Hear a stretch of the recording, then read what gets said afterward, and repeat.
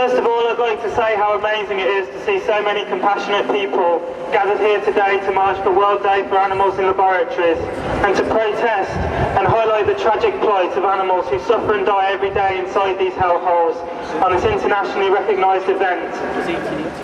There is only one place where vivisection belongs, and that is in the past. The horrific cruelty that animals are subjected to throughout their lives inside this industry is an intolerable atrocity. Being stolen from the wild and transported long hours, or bred specifically for experiments, bred done only to be killed.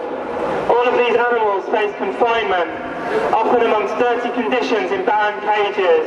But this is just the tip of the iceberg for animals held behind the locked doors, windowless walls and secured fences lined with barbed wire of these concentration camps. Because of vivisectors and their vested interests in making money by exploiting others, these animals will feel the traumatic fear of impending violence on an everyday basis each time they are approached by a human figure. And they will experience the horrendous suffering of being tormented, beaten and experimented on. I can only imagine how it must be for each of those innocent animals, each one of them with a mind that thinks, a heart that beats and a body that feels. And yet, as individuals, their sentience is completely ignored, as they are treated as nothing more than inanimate test objects. However, it is only secretiveness, corruption and propaganda that this shoddy, disgusting industry is able to rely on for its stability. And as long as good people keep speaking out, standing up and taking action, it will continue to be a major weakness to the industry that will in the end help bring upon the much welcome end of vivisection.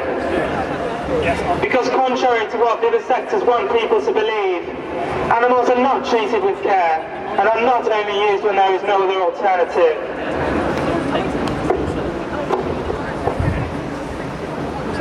The reality is puppies are cowering in fear, being thrown around and punched in the face, whilst there are always alternatives to this archaic, pointless practice. Their experiments are not academically vital research. The reality is rabbits are struggling in agony as they are mutilated for cosmetics, household products, agrochemicals and food additives. And vivisection is not needed for medical and scientific progress. The reality is over 400,000 human heart attacks were caused by biox and thalidomide mutilated pregnant women's babies as drugs that were wrongfully deemed as safe because of animal testing.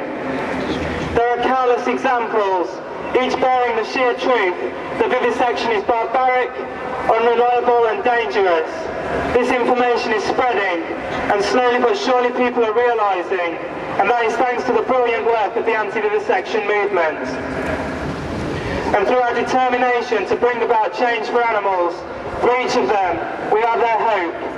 Bear in mind the progress this movement has already made since it began, in the UK and internationally, through the dedication of committed activists. Some of these vile establishments have already closed down. In this country, look back to victories such as New Church, Hillgrove, etc., whilst others, such as Huntingdon Life Sciences, are being slammed into turmoil because of the Shack campaign. HLS are immersed in a huge debt in which they cannot even repay. And a leak in 2012 has revealed even more damaging information, including unpaid bills, internal emails and confidential documents. Focus and pressure against university vivisection is growing. The long-standing campaign by Speak against the Oxford Uni Animal Lab, which sent their security costs through the roof and continues to pose a constant thorn in their side, is now being joined by a growing number of new campaigns springing up around the UK against other universities that currently experiment on animals.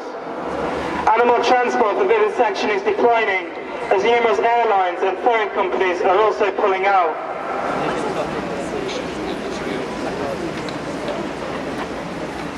The vivisection industry faces increasing trouble, and all of this is thanks to the dedication of all who take action against vivisection. Together as campaigners we are making a difference, and we are aided with an ever-growing amount of public support, as well as from experts in the medical and science fields who are opposed to animal testing too. Together we will close down the animal labs. Woo! So now let's think of the animals as we march. Let's make some noise and fight on and send vivisection to the past.